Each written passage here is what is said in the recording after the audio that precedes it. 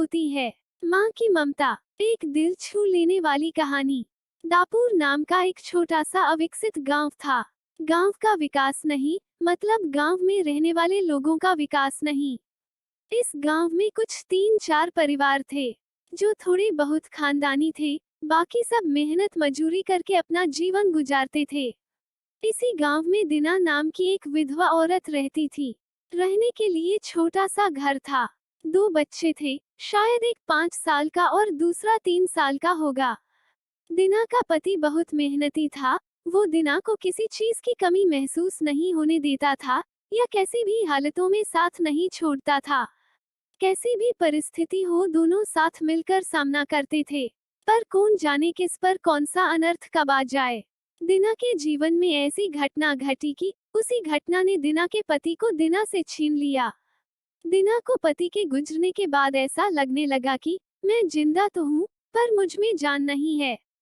परिवार चलाने के लिए अब दूसरा कोई नहीं था सिवाय दीना के। इसलिए कैसे भी करके दीना ने अपने बच्चों के खातिर खुद को उस डैक से अलग किया।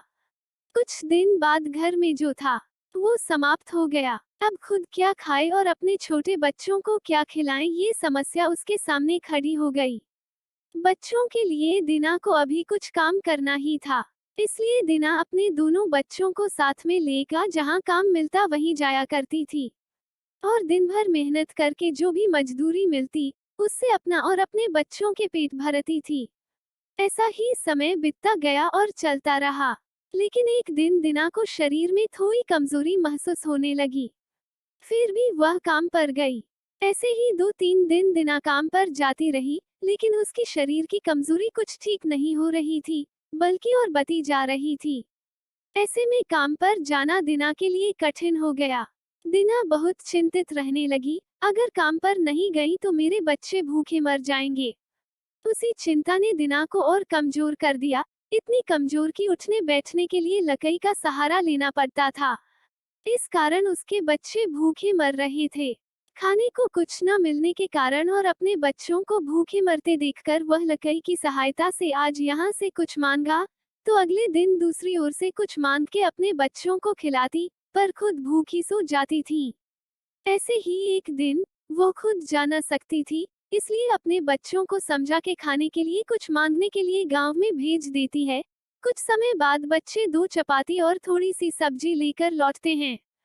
2 चपाती से 3 जन कैसे तृप्त होंगे, इसलिए वे 2 चपाती दोनों बच्चों को खिला देती हैं।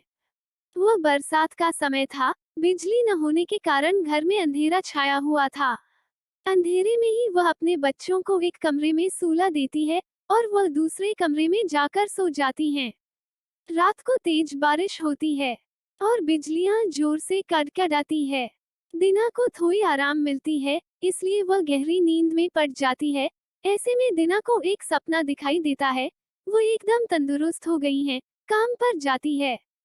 वह सोचती है, अपने बच्चों को काफी समय से अच्छा खिलाया नहीं, इसलिए वह अपने बच्चों के लिए चविष्ट खाना बनाती हैं। बाद में अपने बच्चे और वह साथ में बैठकर खाना खाकर सो जाते हैं। आगे सपने में दीना ने देखा, उसके बच्चे जिस कमरे में सोए हुए थे, उस कमरे का छत गिरकर उनके दोनों बच्चे मर जाते हैं। सपने में से दीना एकदम उठकर खड़ी हो जाती है, जान में जान आ जाती है, और अंधेरे में ही अपने बच्चों के कमरे की ओर चल पड़ती है। कमरे में जाकर अपने बच्चों को देखकर दीना चैन की सांस लेती हैं। उसी समय दीना को शरीर में ज्यादा कमजोरी महसूस होती है, जिससे वह नीचे गिर जाती है और फिर वहां से उठ ही नहीं पाती है। चैन की सांस दीना की सांस ले लेती है। दोस्तों, यही होती है माँ की ममता, जो मरते दम तक अपने बच्चों के खातिर जीने का जुनून रखती है। दोस्तों, ये छोटी सी कहानी आपको कैसी लगी? अपने विचारों को हमारे साथ जरूर शेयर करें।